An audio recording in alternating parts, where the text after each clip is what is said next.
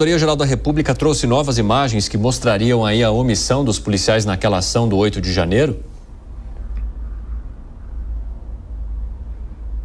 Justamente essas imagens que revelaram essa ação de vários militares que estavam de plantão naquele emblemático 8 de janeiro, às 15 horas, no interior do Congresso Nacional, sendo mais exato no Salão Verde, na Câmara dos Deputados. Um dos militares que estavam de plantão chegaram a indicar a esses invasores onde era esse acesso ao Salão Verde da Câmara dos Deputados, o que é configurado uma certa omissão e oferecendo uma facilidade a esses invasores diante de todos esses agentes. Os investigadores apontaram que às 2h47 daquele dia havia um número alto, na verdade, no interior do edifício, homens da polícia legislativa que se esforçava para tentar impedir o acesso de invasores. E assim, quando chega os militares, eles não ajudaram a impedir que esses invasores avançassem no Congresso Nacional.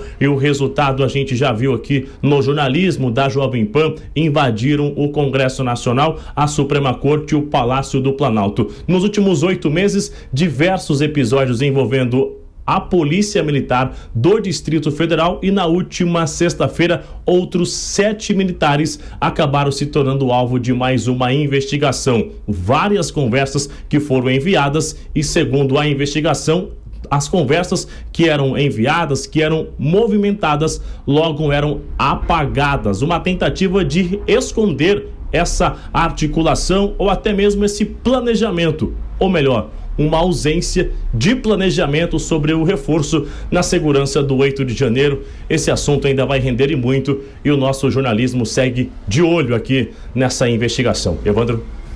Muito obrigado pelas informações, viu, Bruno? Eu quero conversar com o Carlo Cauti sobre essa história.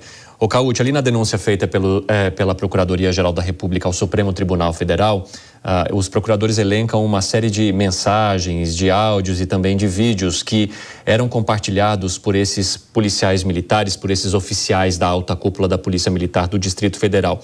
E segundo a Procuradoria-Geral da República, isso acabou gerando um clima social de polarização político-ideológica e de desconfiança nas instituições republicanas. E aí a Procuradoria passa a não considerar apenas a omissão como, de fato, uma provocação daquele clima, daquela situação. Como é que você analisa tudo isso? Evandro, muito simplesmente, clima polarizado ou debate interno em chat entre pessoas ainda não é crime nesse país. Portanto, a gente não possa concordar com aquilo que está escrito ou com as mensagens que foram trocadas ou achar um absurdo, discordar veementemente, ainda não é crime expressar opiniões. Agora, se as ações que foram cometidas configuram violações da lei, ou seja, permitir depredações, não bloquear manifestantes violentos, etc., essas ações, né, e omissões, eventualmente, devem ser investigadas e, eventualmente, punidas, mas nunca e jamais frases ou opiniões que são trocadas em chats ou em momentos particulares, que a correspondência, até prova contrária nesse país, inclusive correspondência digital, ainda é sigilosa, ainda é uma questão, um direito inviolável da pessoa.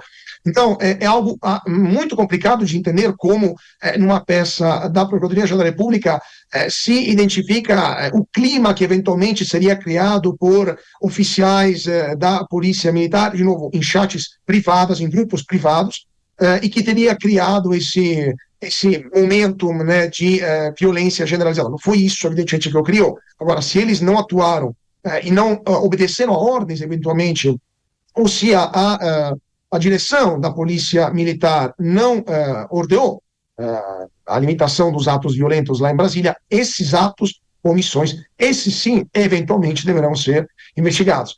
Agora, também é curioso entender como depois de 8 meses se chega a esta atuação da Procuradoria-Geral da República após os atos de 8 de janeiro, ou seja, por que demorou tanto tempo assim, o que eles estavam esperando, por que só agora se chega a essas prisões, quais eram os riscos que essas pessoas estavam apresentando para a justiça, fuga, reiteração do crime, destruição de provas, enfim, algo muito complicado, mas com certeza esta suposta acusação de estar criando um clima de desconfiança ou de polarização, ainda não configura crime o Código Penal brasileiro. Então, de fato, é algo que deveria ser discutido e, eventualmente, considerado como legítimo, né, por parte da opinião pública.